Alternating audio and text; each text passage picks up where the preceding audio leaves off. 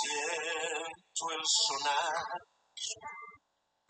sonidos de viento,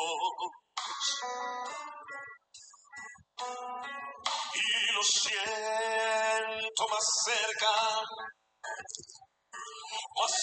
que ayer.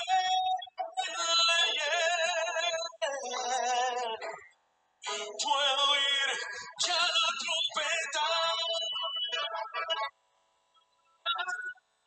puedo ver ya los salmos,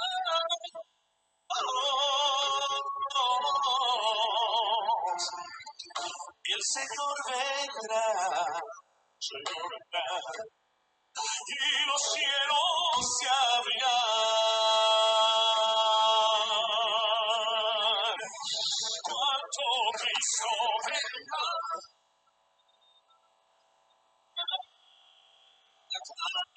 en sus nubes, los muertos resucitan y se levantarán, y todos los que seremos aquí seremos transformados.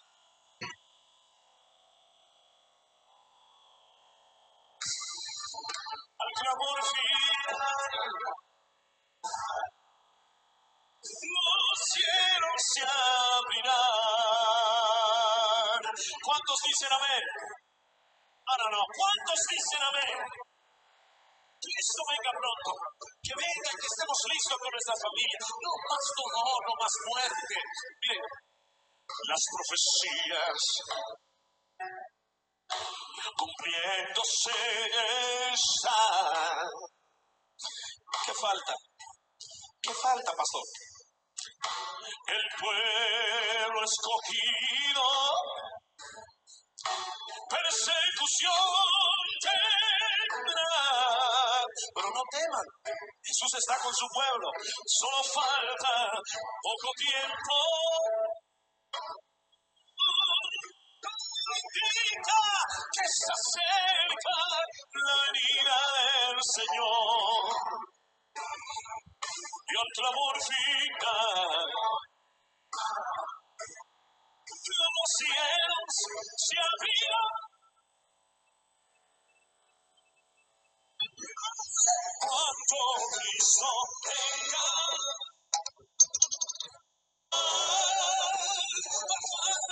en sus nubes, los muertos resucitarán,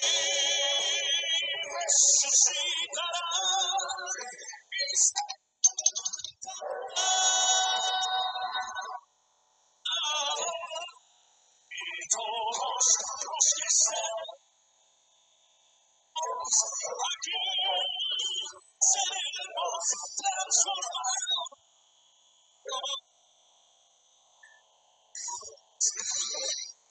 Clamor final, los cielos se abrirán. ¿Quieren cantar con nosotros? Pónganse de pie y cantemos. Con Cristo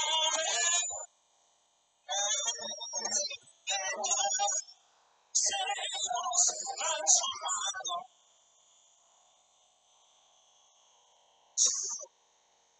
Al clamor final, los cielos se abrirán.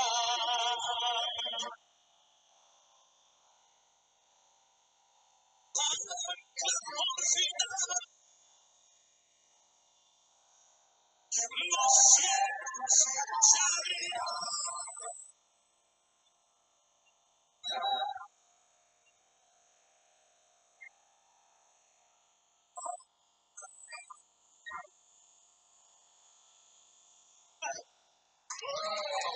Aleluya.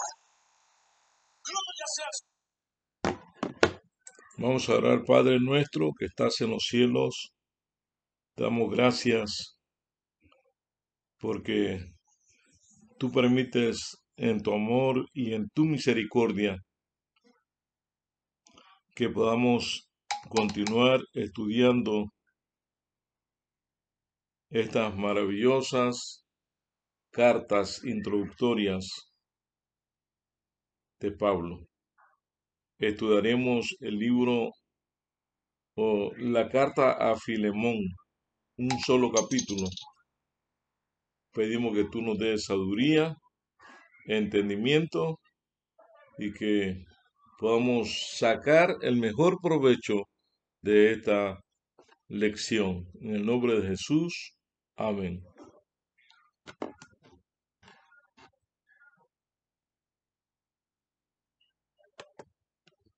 Estamos estudiando o vamos a estudiar la epístola de Pablo a Filemón.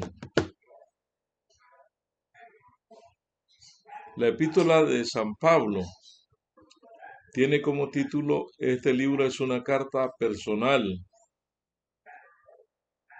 Y por eso mismo es probable que originalmente no tuviera un título. Los manuscritos griegos más antiguos que se conservan dice sencillamente Pros Filemona, que quiere decir a Filemón, título que quizá fue agregado por un cristiano desconocido que junto con por primera vez la epístola de Pablo y las hizo circular como una colección. El autor, la epístola dice específicamente que Pablo fue su autor. En el versículo 1, el hecho de que solo trata de circunstancia personal y que no refleja el propósito de promover alguna nueva enseñanza es un buen indicio de que es genuina. Los eruditos virtualmente aceptaron por unanimidad que esta breve epístola es en realidad paulina. Se cree que en el año 62 después de Cristo, Pablo escribió esta carta. El marco histórico. La epístola menciona a Filemón, es una carta personal que el apóstol Pablo escribió mientras estaba encarcelado en Roma y la dirigió a un cristiano llamado Filemón, que vivía en Colosas.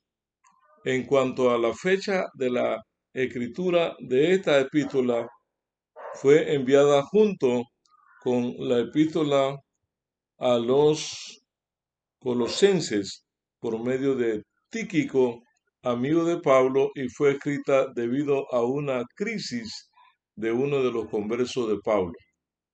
Onésimo, esclavo del cristiano Filemón, desconforme por su condición de siervo, había huido de su amo robando algún dinero u otros bienes. En el versículo 18. Llegó a Roma esperando, como lo hacían muchos esclavos, pasar inadvertido entre la grande muchedumbre de esa ciudad. Y fue allí donde Onésimo se encontró con Pablo. La necesidad quizá lo impulsó a buscar a los cristianos debido a la caridad de estos, de la que sin duda había sido testigo con frecuencia en la casa de su amo. O quizá mientras estaba en Roma asimiló lo suficiente de las enseñanzas cristianas y su conciencia fue conmovida y luego buscó a Pablo, quien antes pudo haber sido huésped de Filemón, para recibir conducción espiritual. Cualquiera que haya sido el motivo, Onésimo fue bien recibido y se sintió inspirado a ayudar con toda dedicación al anciano apóstol. Su conciencia y su voluntad lo prepararon para seguir la senda del deber y enmendar sus errores del pasado, regresando a la casa de su antiguo amo.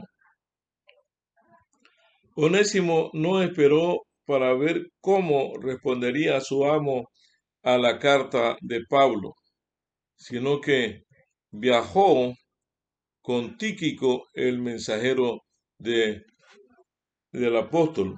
Nadie sabe cómo fue recibido, pero es difícil imaginar que Filemón, un seguidor de Cristo, no se conmoviera ante una súplica tan tierna. El noble tono de la carta refleja la confianza del apóstol de que Filemón recibiría a Onésimo como un hermano amado. Eso está en el versículo 16. Podemos suponer que la confianza fue recompensada.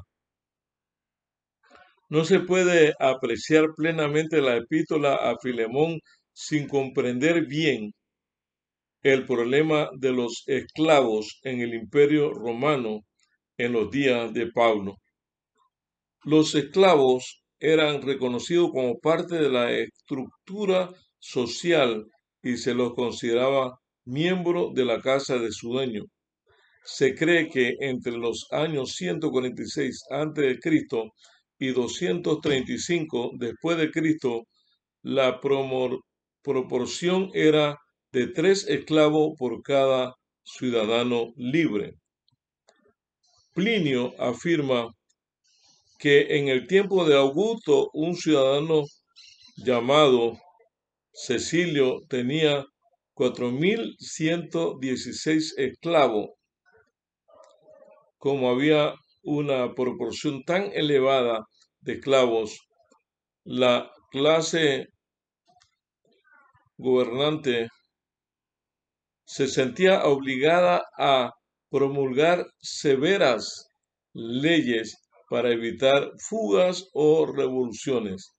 De acuerdo con la ley romana, el amo tenía poder absoluto sobre la vida de sus esclavos.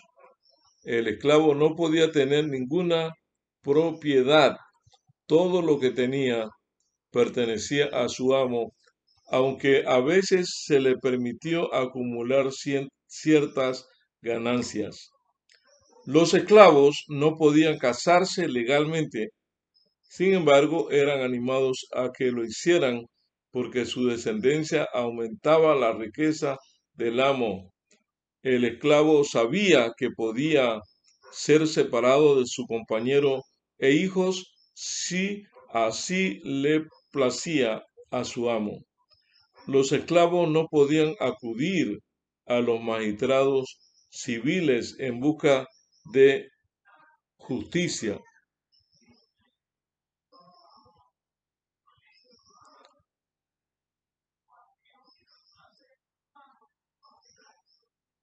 Los esclavos no podían en busca de justicia y no había un lugar donde un esclavo fugitivo pudiera encontrar asilo.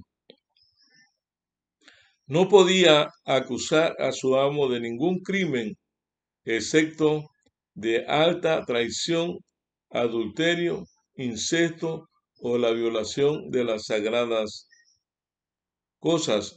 Si su amo era acusado de un crimen, podía ofrecer a un esclavo para que sometiera a tortura, fuera interrogado en su lugar.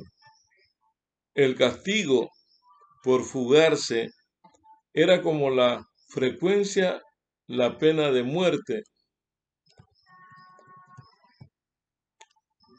que algunos utilizaban, a veces mediante la crucifixión o siendo arrojados a voraces peces llamados lampreas. Algunos dueños de esclavos eran considerados que otros lo hacían esclavos, había esclavos que demostraban gran afecto por su amo. Ciertas tareas confiadas a los esclavos eran relativamente placenteras y cumplimiento de una cantidad de ellas exigía mucha inteligencia. Maestros, médicos y aún filósofos con frecuencia fueron tomados como esclavos debido a victorias militares. Muchos esclavos dirigían negocios o fábricas, administraban propiedades para sus amigos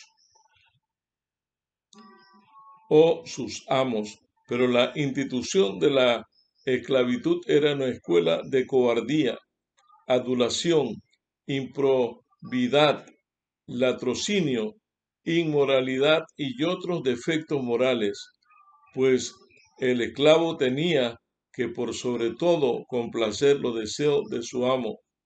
No importa cuán perversos fueran, los romanos no negaban a sus esclavos toda esperanza de libertad. Permitía en diferentes maneras su liberación. Lo común era que el amo llevara a su esclavo ante un magistrado en cuya presencia lo hacía dar media vuelta y pronunciar la anhelada palabra liber, esto se libre, y le daba un golpe con una vara al esclavo. También podía concedérsele la libertad de otras maneras. Por ejemplo, una de las formas de darle la libertad era entregándole una carta donde constaba que era libre, o haciendo que el esclavo fuera guardián de los hijos de su amo, o colocándolo sobre su cabeza el pileus o gorro de la libertad. Pero para que el esclavo quedara libre o completamente libre de todas sus obligaciones con su amo, la libertad que se le concedía tenía que decretarse por ley en el Imperio Romano. Era posible que los libertos, como el tiempo, alcanzaran niveles de influencia y hasta de autoridad cívica, pero cuando morían sin dejar herederos, sus propiedades volvían a sus amos anteriores. Este fue, por ejemplo, el caso de Félix, procurador de Judea en la época de Pablo. ¿Cuál es el tema